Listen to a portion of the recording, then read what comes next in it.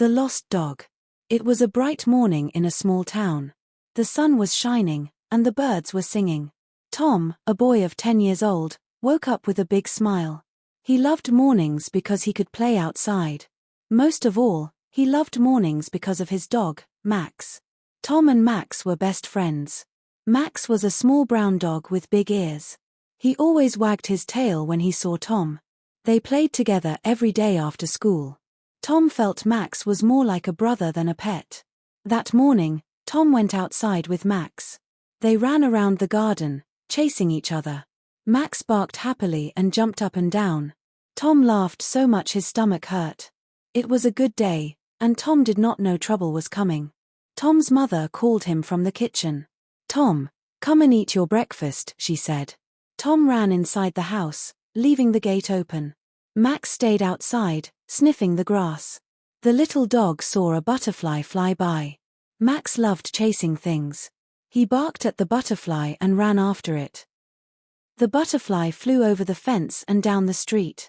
Without thinking, Max followed it. The open gate gave him the way out. Tom ate his breakfast quickly. He wanted to go back and play with Max. But when he came outside, Max was gone. Tom looked around the garden. He could not see his dog anywhere. "Max! Max!" Tom called loudly. The only sound was the wind in the trees. He checked under the bushes and behind the shed. But Max was not there. Tom's heart began to beat fast. He ran to the street and looked left and right. There were no dogs on the road. A car passed by, but the driver did not see a dog. Tom felt worried. Where could Max be? Tom went inside and told his mother. "Mom, Max is gone. I can't find him," he cried. His mother looked surprised. "Did you leave the gate open?" she asked. Tom nodded with tears in his eyes. "Don't worry, Tom. We will find Max," his mother said. She gave Tom a big hug and wiped his tears. "Let's go and look for him together." Tom and his mother walked down the street. Tom called out, "Max! Max!" again and again. They asked a neighbor, Mrs. Green. "Have you seen a small brown dog?" Tom asked. Mrs. Green shook her head. "No, dear. I have not seen him. But I'll watch for him." Tom thanked her and moved on. They went to the park nearby. Tom whistled the way he always did for Max. But the park was quiet, only full of children playing. Tom felt sad when Max did not come running. Still, he did not give up hope. Tom's best friend, Anna, came to the park. She saw Tom looking upset. "What happened?" she asked. "Max is lost," Tom said softly. Anna's eyes grew wide. "I'll help you look," she said bravely. She loved Max too, and often played with him. Anna and Tom began walking through the park together. They looked under benches and behind trees. Still, no Max. Then another boy, David, heard them calling. "Is Max missing?" he asked. "Yes," Tom said, "please help us." David agreed, and soon 3 children were calling Max. Tom felt a little better with friends beside him. The children went to the shop near the park. "Have you seen a brown dog?" Anna asked the shopkeeper. The shopkeeper thought for a moment. "Yes, I saw one run down the street an hour ago." Tom's heart jumped. "Which way did he go?" Tom asked quickly. The shopkeeper pointed toward the market. Tom thanked him and ran with his friends. They reached the busy market full of people. Tom hoped Max was still there. But the market was crowded. Tom could hear sellers shouting about fruits and bread. He looked between the tables, under carts, behind boxes. Max was not in sight. Tom felt tired but kept calling his name. At the end of the market, they met an old man. He was sitting with a walking stick.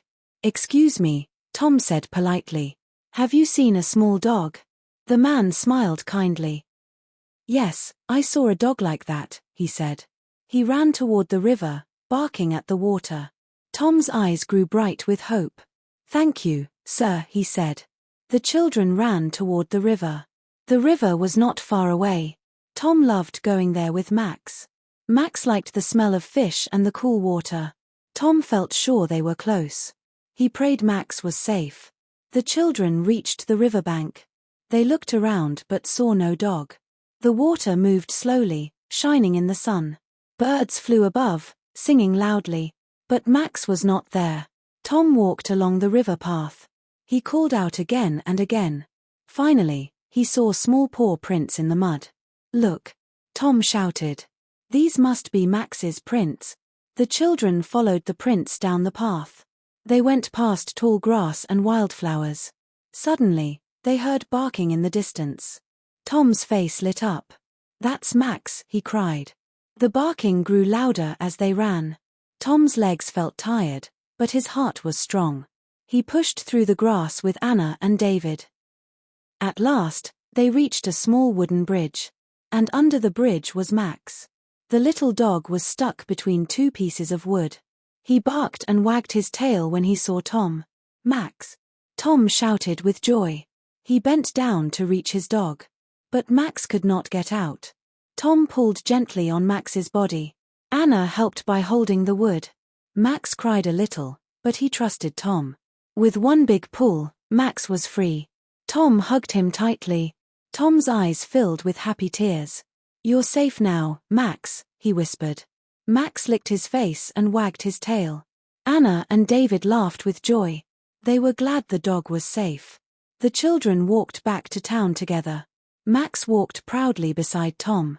People in the market smiled when they saw him. Mrs. Green clapped her hands and said, "I'm so happy you found him."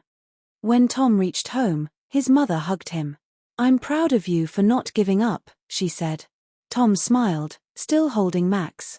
He learned an important lesson that day. Always close the gate, and never give up hope. That evening, Tom sat with Max. The dog rested happily on his lap.